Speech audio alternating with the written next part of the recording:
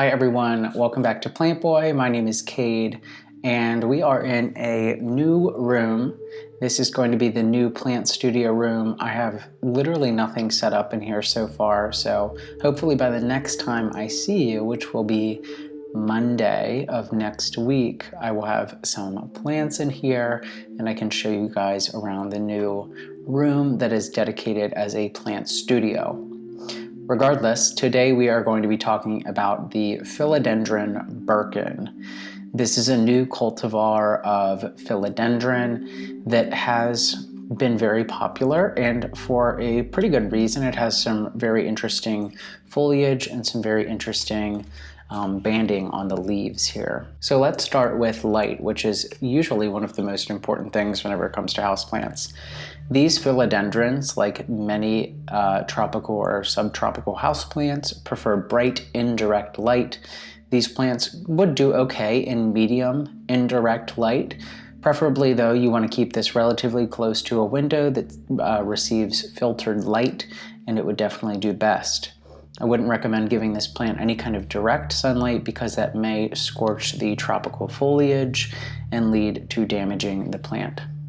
Also, touching on this variegation, you want to make sure that you are giving this plant ample amounts of light in order to help the amount of variegation that you get on these leaves. If I'm correct, this variegation does fade over time and it does turn into more of these solid green leaves that you see on the bottom. So don't be alarmed if you see this variegation start to fade over time into just a green leaf. That's nothing to be concerned about. But if you really want to optimize the amount of variegation and banding that you have on your leaves, the more bright indirect light you can give your plant, the better. Whenever you're watering your Philodendron Birkin, you want to make sure that you're keeping the soil relatively moist, similar to how you would, let's say, a spathiphyllum, or not quite as moist as a fern, but let these plants' soil dry out, usually within the first inch or two of topsoil in the pot before giving it a healthy soaking again. You don't want to overwater these plants, so you don't want to keep them wet or soggy by any means, and you don't want to let them get bone dry either because that will actually create more stress for the plant.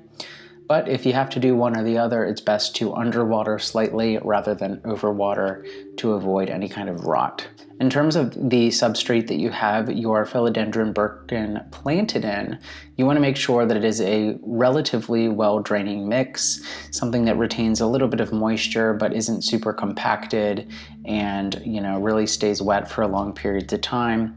You want a good at least 30% of the water that you pour into the top of the pot to come out of the bottom of the pot. So you could definitely use an all-purpose potting mix or even a succulent mix, or if you're making your own, something that is a little high in the bark content or sand or some kind of substrate to add air into that soil to allow water to flow through the pot relatively easily.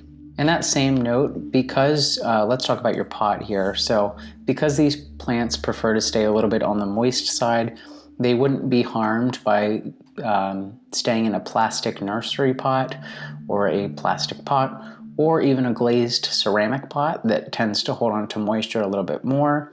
I wouldn't really recommend putting these plants into a terracotta or anything like that because they tend to dry out soil relatively rapidly. Whenever it's time to repot your Philodendron Birkin, you will see quite a bit of roots coming out of the bottom of the plant. We actually have like a leaf here. One second. All right, pardon that leaf, but you can see we have some roots coming out of the bottom of the pot.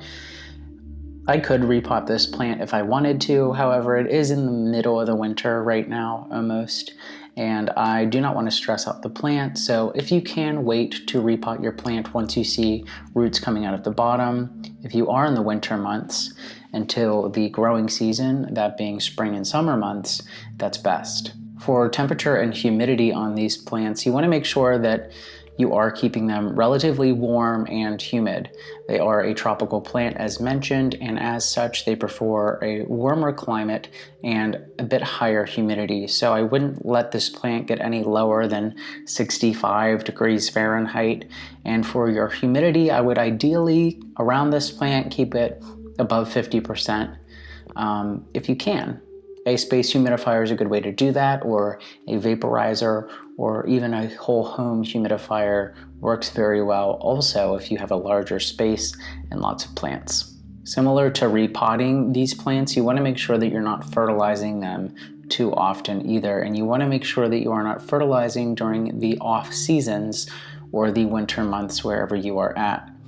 So because we are in the winter here, I will not fertilize this plant until we get into the warmer months of the year. Because this is a relatively rich foliage plant, or foliage rich plant, something a little bit higher in the nitrogen content would not hurt this plant in terms of fertilizing.